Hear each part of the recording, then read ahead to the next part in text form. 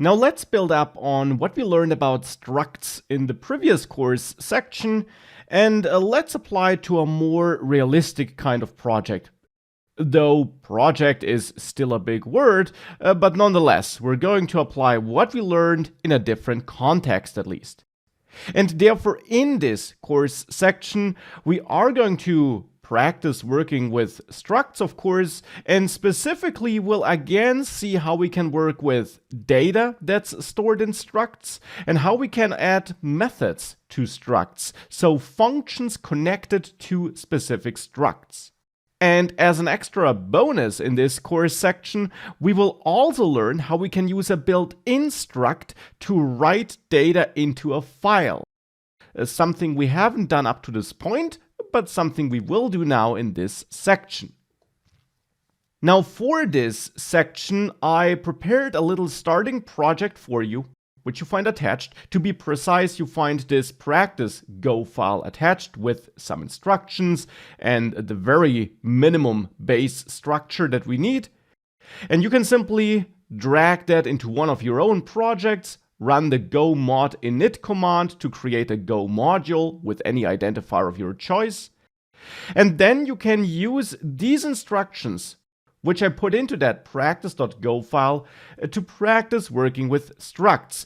Though throughout this section, we're going to go through all these tasks together, so you can of course also just follow along with me if you don't want to practice this on your own right now. Now, if you do want to try it on your own, you find detailed instructions on what you should do here. I will just say that task number 5 will involve creating files and writing into files. And since that is nothing we did before, you can of course try it on your own, also with help of the official docs, looking for some built-in packages that can help you, but you can also ignore task number 5 and simply try to solve the other tasks.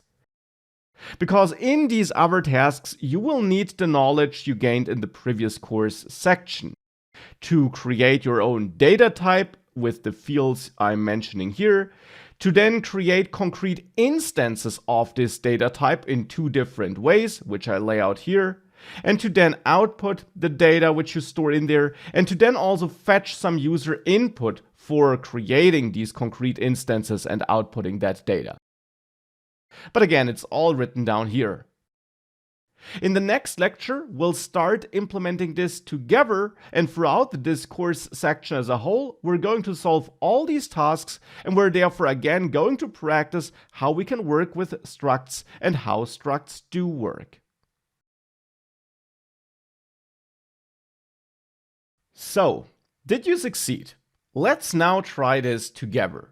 And of course, I'll start with task number 1, where the goal is to create a new type, a new data structure. So, in short, a new struct. We want to create our own struct which has 4 fields. And therefore here, below package main, above my main function, I'll create a new struct.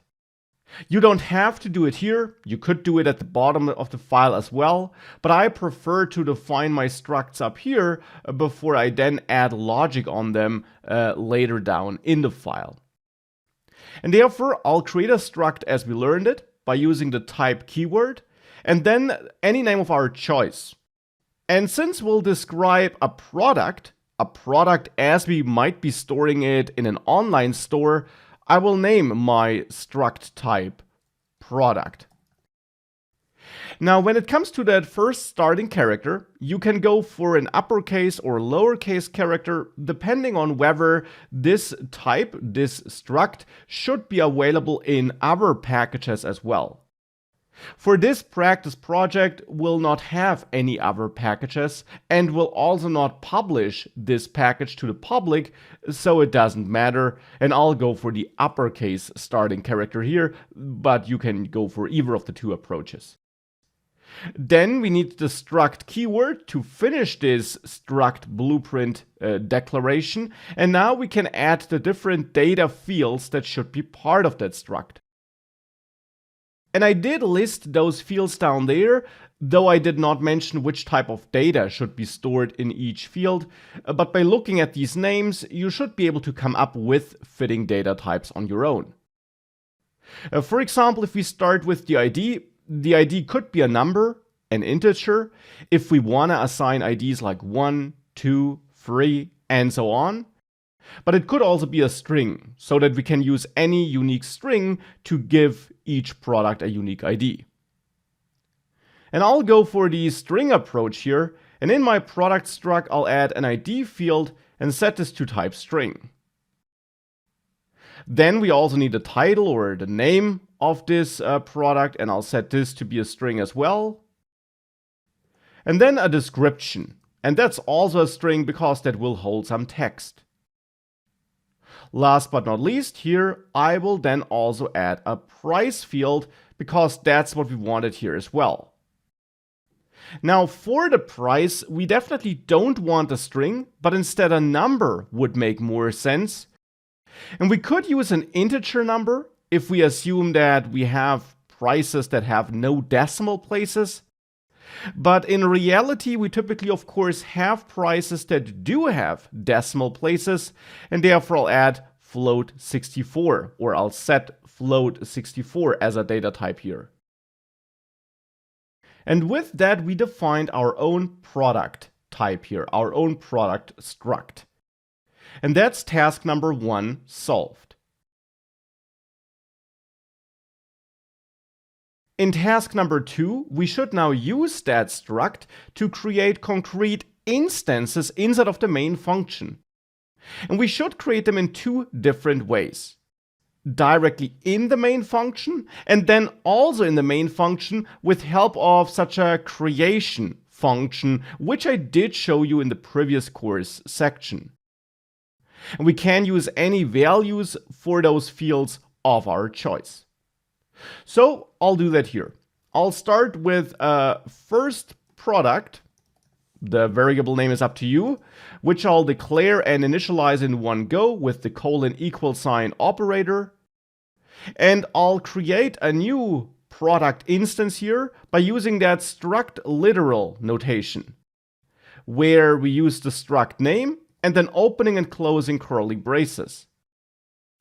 And then you did learn that you can add values for those fields by targeting the fields by name, for example ID. And then with a colon, you can set a value, like first dash product as an ID for that first product struct which we're creating here. And then you can add a comma and add the next key value pair. For example, target the title or also the description and then thereafter the title. The order does not matter in that case when you are using those keys. But if you plan on setting all values anyways, and you are fine with keeping the order, so the order laid out in that blueprint, you can also omit the keys down there and just set the values as a comma separated list. So first product as a title, as an ID, then as a title maybe a book, then as a description a nice book, and then last but not least, separated by another comma, the price, like $10.99, something like that. And I'll hit the auto format shortcut here, which actually formatted this there in a more readable way, but left that code here as it was. You can also split that across multiple lines if you prefer that. If that is what you want to do, you just have to make sure that you add a comma after the last value as well. And then I'll hit that auto format shortcut to make that more readable. And now we created our first struct instance. Now we should create 2 products here, or 2 instances in 2 different ways, and the second way involves such a creation helper function. And we did also learn about those functions in the previous course section. It's a regular function in the end, just a function that only exists to create structs with that struct literal approach. And therefore here, maybe below the struct, though again the exact position does not matter, we can add a new function and name it new product, following that naming convention where if we have a function that creates an instance of a struct, the function name should include new and then the struct name that will be created. And then here we can accept parameters that will give us the data that's needed for creating that struct. And that could be the ID, which is a string here, then the title, or just T if you want to shorten it, that is a string, then D for the description, and P for the price, which is a float. But you can also use longer, more descriptive parameter names. I'm just using these short ones here to keep this parameter list short and also to make it super clear that you don't need to use the same names as you picked here as field names in the struct. You can use the same names, but you don't have to. And then here in new product, I will simply create a new struct and then return it. And we can do this in one go using the struct literal notation here. And I'll insert the ID, the title, the description, and the price like that. And this will now return such a product struct. Now we just need to make it clear that new product will return a value of type product. And hence here after that parameter list, I define the type of the return value, which in this case is product. And we're good. Or we're almost good. This will now create a product struct and return it, but we're not returning the pointer, but the concrete value. And therefore, as emphasized multiple times in the previous course section, we will of course temporarily have two copies of this struct in memory.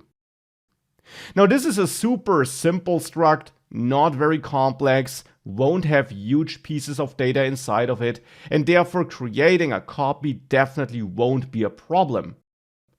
But still, we might want to return a pointer so that we avoid this extra copy altogether.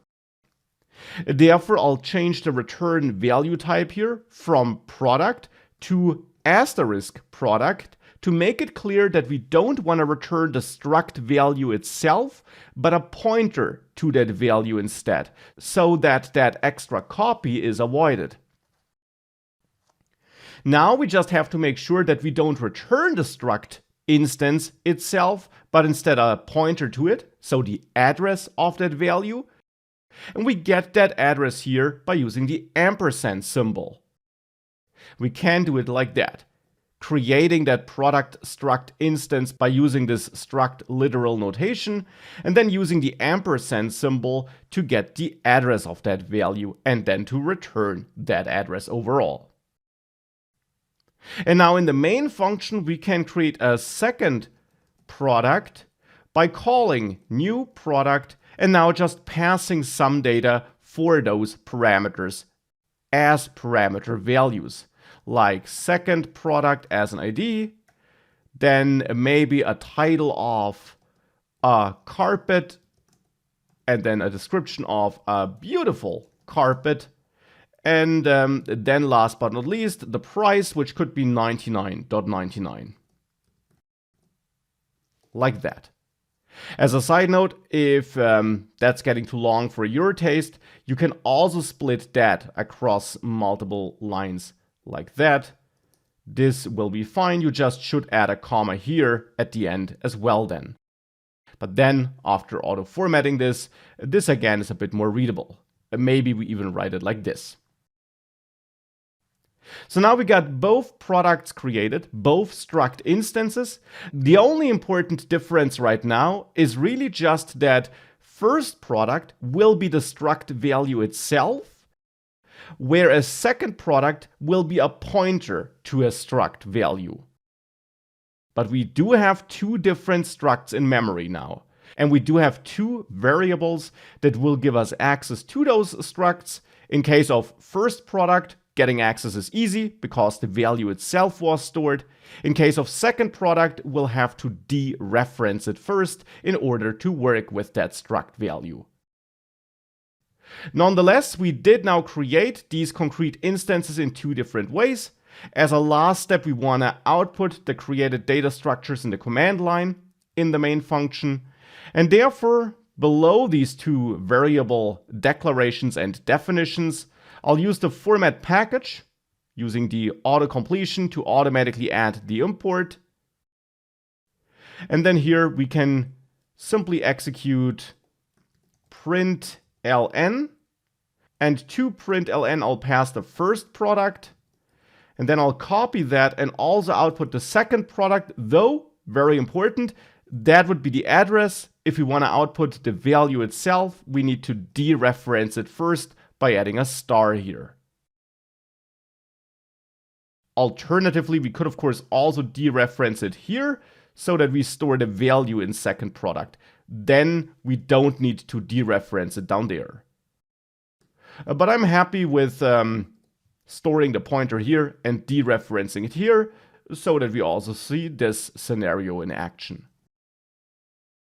And now if we save everything and we quickly run our module, we see our two structs and their respective data being output in the command line. And that's now task number 2 solved. In task number 3, we now want to add a connected function. So a function that's closely connected to the struct that will then output the struct data. And we want to call that function from inside the main function then. So basically what we did here should now be put into a separate function that we can call here in main then. And such a connected function is called a method, as you learned.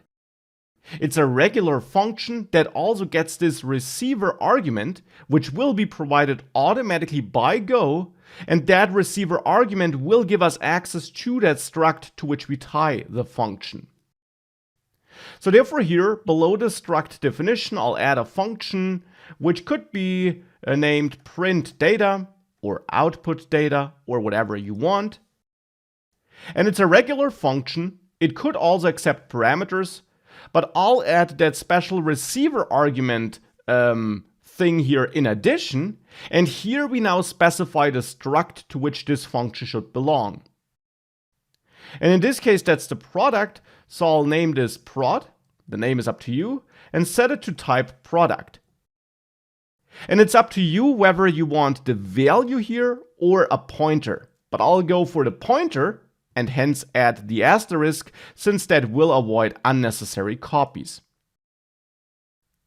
And in here we can now output the data. Now we could just use the println function again here and just output prod, or to be precise, dereference it and output it. That would be a quick and easy way, and if you did it like that, that's fine. But here I'll actually write a little bit more complex code. I'll use the printf function here to output the different fields with more annotation. So that I can say ID, colon, and then output the ID. And hence here I'll just point at prod.id. And I'll use the dot notation here for getting access to an individual field in that struct data package, which it is in the end. As a side note, we can use the dot notation here, even though this is a pointer, and therefore theoretically we should not be able to use it, but we can use it because Go gives us this shortcut and automatically dereferences this pointer for us. So Go automatically gives us this code if we use the dot notation on a pointer like that. It's a little convenience feature built in. And with that, we'll output the ID. Then I want to add a line break, which we can do by adding a /n. This is basically a special character representing a line break. And then I'll also output the title here, and therefore refer to prod title here. Prod title. And then also output the description here, and hence refer to prod description. And then also output the price, like that, whoops, price. And here we'll have a floating point value, and I want to limit the output to 2 decimal places, and therefore I'll use a little placeholder here, which we saw before in the course already. %.2f tells Go that we want to output a floating point value, but only the first 2 decimal places. And I'll also say US dollar and then the concrete value. And therefore here we'll refer to prod price. Now we got that print data method, as it's now called, since it has this receiver argument. And we can now call that method from inside main. Here, instead of calling print line, I can now reach out to the first product and call print data, and do the same for the second product and call print data like that. And if we now save that and then open that console again, if we run that code, that data is being output. Here's our first product data, and you see the price is nicely formatted, and here we got the second product data. So that's working, and that's a very complex, or a bit more complex, way of outputting the data, but that is now also task number 3 solved. In task number 4, we now want to make this program a little bit more interactive. Instead of just hard coding 2 products like this, we instead want to let the user of this application, enter some data through the command line. And that's of course also something we did before in this course already. So for that we'll have to prompt the user for some input, and then add a reader which allows us to read that user input. And then we just need to create a struct with that gathered user input, and then again output that data as we did it before, but now based on the user input. For that I will actually add a little helper function, which you don't have to do, but which I want to do here, which I'll name getProductInput, like this. And in here, I now first of all want to prompt the user by using print line and saying, please enter the product data. Like that. Then maybe, as we did it before, add a little separator here, a couple of dashes, just like that. And then we need that reader to get the user input. For that, just as before, I'll use the buff.io package, which is built into Go. And by using tab in the auto completion menu, it'll be imported automatically. And on that buff.io package, I'll call the new reader function. Now, this will actually return us a pointer to a reader struct. We worked with that before in the course, but there we didn't know it yet. Now we can actually understand that. The type of data we get back when we call new reader is a struct, or to be very precise, a pointer at a struct. Now we also need to let Go know where we want to read data, and here that will be the standard input, which is the command line. And for this we use the OS package, which I'll autocomplete to import it automatically. And on that OS package, we can call, or we can reach out to standard input. So std_in. And that will now give us such a reader, or a pointer to such a reader to be precise. We can then use this reader with the dot notation to read string inputs, for example. And here reader is actually a pointer to a struct, but thanks to that Go shortcut I mentioned before, we can use the dot notation on that pointer and Go will dereference it for us. Alternatively, we dereference it manually, but of course there's no need to do that here. Now readString needs to know until which delimiter it should read the input, and that should be a byte. So we use single quotes and then here again the line break character /n to wait until the user hits the enter key. And that will then give us the user input here. Now actually we don't just need one user input, instead we need an input for the ID, the title, the description, and the price. And therefore to do all of that, I'll first of all prompt the user with print, not print ln, but just print, since I want to show that message in the same line where the user should enter the input, where I say product ID, white space, and then prompt the user for some input and read that input here and store it in user input, or to be precise, maybe ID input. That might be a more fitting name. Now read string actually returns two values, but again we'll ignore the second value by adding a comma and this underscore, which tells Go that we're not interested in that other value right now. Now we got that ID input here, which will be a string. Now we can also gather the other pieces of data which we need. For example, the product title, and I'll name this title input and read it in the same way. And then again, I'll repeat that 2 more times to also read the product description and name this variable description input, and then also the product price and name this price input. Now we got these 4 pieces of input. Now, just as we did it before in the course, we'll have to clean them, get rid of the line break character, and then in case of the price input, also convert it to a float. Now, since we'll have a bunch of duplicate work here, we can actually also use some helper functions for that if we want to, and here I do want to do that. So I'll add a little helper function where I'll say read user input. And in that helper function, I just want to have that prompt text and a pointer to that reader, which we create here in the get product input function, so that we can use that reader inside of read user input. So the first value could be a pointer at that reader, and I'll name it reader, and the type should be buffio.reader. So the same type our reader is of here. And the second parameter which I expect here in read user input is the prompt text, which is a string.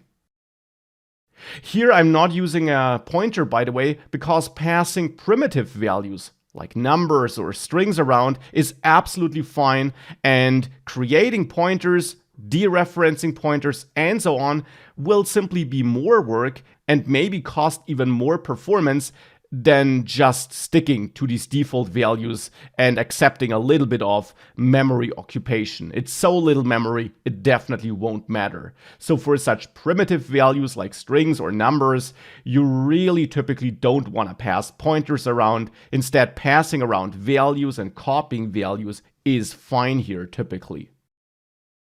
But with that, we now got that helper function. And in here, I actually want to copy that code here, where we get the product ID, pass it in here, and print that prompt text. Use that reader, which we get as a parameter, and get my general user input here, and then return the user input. And therefore, of course, I also want to make it clear which kind of value I return, and that will be a string. However, it should be a cleaned string, and therefore I will actually override user input with a new value where I will use the strings package, which of course also should be imported here at the top. And that strings package gives us this replace function, which we saw before in the course already. Here we now pass in the string through which we want to search, which in this case is user input. Then pass in the string we want to search for, which in this case is the line break character. And then also the string with which we want to replace it, which in this case is an empty string. And then the number of times we want to replace it. And if we use -1 here, we'll replace it everywhere where we find it. But we should only find one line break. And then we return the cleaned up user input. Now we can actually reduce the code up there a little bit. Just grab product ID, get rid of that line, and really just say ID input is equal to read user input, pass the reader pointer, and then this prompt text. And then just replicate that 3 more times to also get the title input with this prompt text here, like that, and get rid of that code block.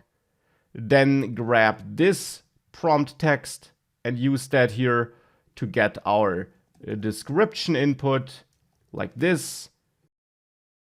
Get rid of this code here, and then get our product price here. So use this as a prompt text, get rid of this code here, and get our price input here. And now we reused some of that logic and avoided some code duplication. We're still not done though. I also want to convert price input to be a float, and we should use the colon =sign operator in all those places since we are creating brand new variables here. So that's something we gotta do here anyways. Use the colon =sign operator. And then convert price input, maybe with a blank line in between for better readability, by assigning a new value and using the strconf package, which we also used before in the course already, and which, just like all the other packages, needs to be imported. And then here in this strconf package, we'll find the parse float function to which we pass our string price input and then the bit size. And here I want to parse a 64 float, and therefore I'll enter 64. And that will actually return 2 values. Again, I'll ignore the second one. And we'll have a problem that this, of course, now returns a float value type, not a string. So reassigning it to price input will not be an option. Instead, I'll name this price value and create this as a brand new variable by adding the colon again. And now we are fine. And now overall, we can return all those gathered inputs. Here, getProductInput may now return those different pieces of data. Or we already create the struct here and just return that struct. That would also be an option. And I'll actually do the latter so that we also practice this, though it is up to you which approach you want to use. Here I'll just create my product by using that new product helper function, and I'll pass ID input, title input, description input, and then also the price value, so the float, as parameter values to this creation function. And then I'll just return this product struct in the end. Or to be precise, that pointer to that struct, which it actually is. Now we just need to adjust getProductInput and make it clear that this will return a pointer to a product struct by adding the asterisk product here as a return value. And maybe we now rename this to just getProduct because we don't just get the input, we actually get the entire product data package in the end. So getProduct sounds like a more fitting name to me. With all that done, we can get rid of our dummy struct data here in the main function and instead add a created product variable, that sounds like a fitting name to me, and call getProduct here. And the created product then is a pointer at that created struct, and therefore we can now of course also call print data on that created product.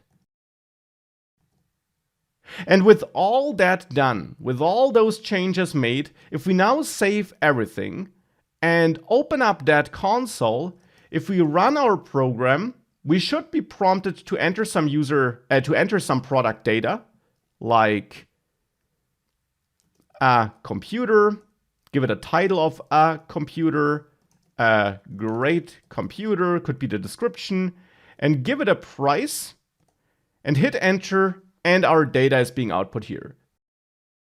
So this all seems to work. And with that, we're now combining what we learned before in the course, how we can read user input, with our newly gained knowledge of working with structs. And along the way, we also learned that this reader with which we are working is also a struct built into Go. We used it before, but there we didn't fully understand it. Now we do understand how it works internally, or which kind of data it is internally. Now with that getProduct function on which we worked, we solved task number 4. Task number 5 now is a bonus task, because here we'll have to do something which we never did before. So if you did not solve this, that's of course absolutely fine. We'll now solve it together. Because here I now want to add another connected function to my struct, so another method, which should be called store, which actually does not just print data to the command line, like the print data method does it, but which instead writes data into a file. And that is of course something we haven't done before. Now the file name should be the unique ID which we assigned, and therefore of course we should make sure that we do assign an ID that can be used as a file name. And then we should call that function at the end of the main function. So, therefore, let's start by defining this method, and I'll do it right below my struct again. I'll add it as a brand new function, because that is what a method is, as you learned, and I'll name it store. Now to turn it into a method, we add that receiver argument, and again here I want to get a pointer to that product struct. Now in here, I want to write the struct data to a file. And for writing data to a file, it's again the OS package, which we are already importing, that can help us. OS stands for operating system, and here we got access to common operations like changing directories, and also creating files. For that, we got the create function here, which will create a file in a certain path with a certain name, and it will then give us access to that file by returning a pointer to that file. It also returns another value, which again won't matter to us here. So I'll execute create here, and now we need to pass in the file name as a string.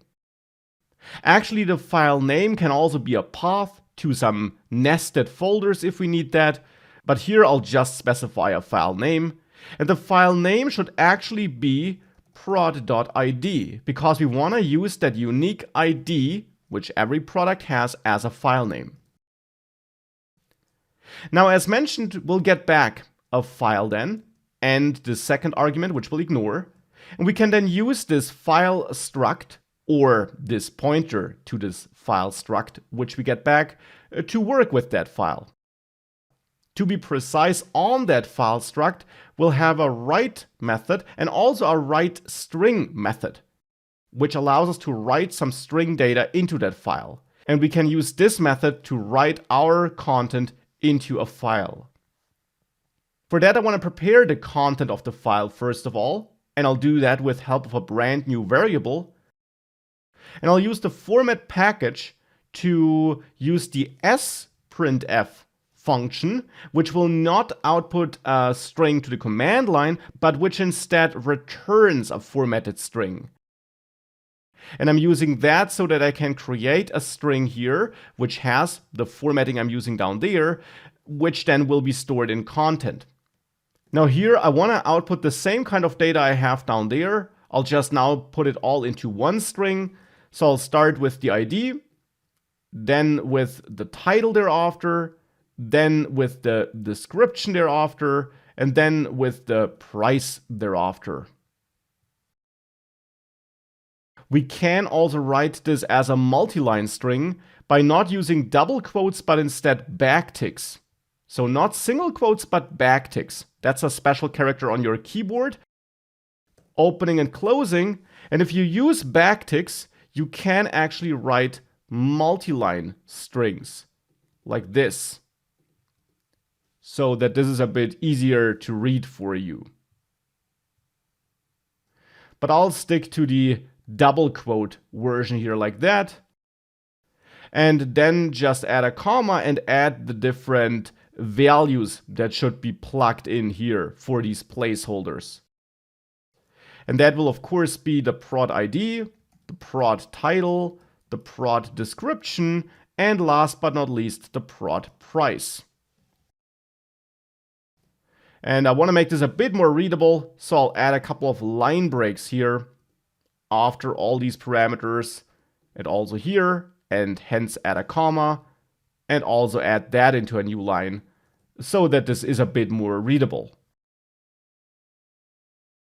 And now it's this content, which is this formatted string, which I want to write into my file, so we pass that to write string as a value. That should now write that content into a file, and as a last step, whenever we write data into a file, or whenever we work with a file in general, we should also close the connection to that file once we're done by using file.close.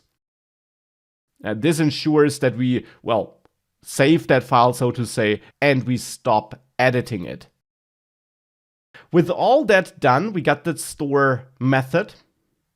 Now we just also need to use it. And for this, in the main function here, we can still print our data, but I also want to use my created product and now call store. And with all of that, if we now open the sidebar, we should soon see a new file, and we can now open the terminal to run our program and then start entering some data, like a book, product title is a book, description is a nice book, and price is $9.99. Now we see the output here, and we also see a book file, which we can click on, and we see our data in there as well. Now the file has no extension because I haven't added one. In the store method, we can also add an extension here where we create the file name. We can concatenate an extension like .txt if we want to. If I do that, save everything and run this again, I can add my carpet now maybe, a carpet, a nice carpet, and then my price. And now we will also see that we got a text file here. Content, of course, is the same. I mean, it's different content, but the same structure and logic. And with that, I'll delete these two files, but we did now solve task number 5. We now also saw how we can write into files. As you can tell, it's not too difficult, and we thoroughly practiced working with structs.